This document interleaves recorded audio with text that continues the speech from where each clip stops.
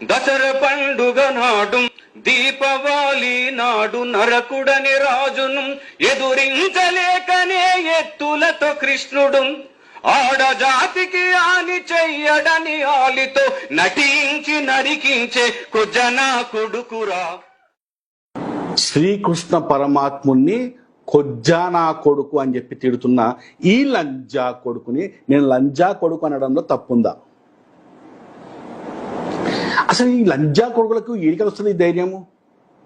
ఏడికెళ్ళి వస్తుంది అంటే నీ వల్లే, నా వల్లే, మన వల్లే. మొన్న నిర్మల్లో అద్దంకి దయాకర్ అనేవాడు రాముడి గురించి సీతమ్మ గురించి తప్పుగా మాడితే ఆడ ఎదురుగా కూర్చొని చప్పట్టు కొజ్జానా కొడుకులు ఉన్నాం కదా హిందువులము. ఇలాంటి లంజా కొడుకులు ఖచ్చితంగా అలా మాట్లాడతారు, ఇలాంటి మాటలు మాడతారు. తప్పు మనదే. వీని ప్రశ్నించాలంటే మనం వెనుక ముందు ఆలోచిస్తారు మన వాళ్ళు.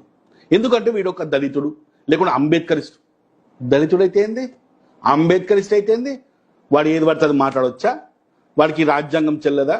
ఈ రాజ్యాంగంలో వాడికి బాధ్యతలు లేవా? ఈ లంజా కొడుకుకి కేవలం హక్కులే ఉన్నాయా, బాధ్యతలు లేవా? ఈ రాజ్యాంగము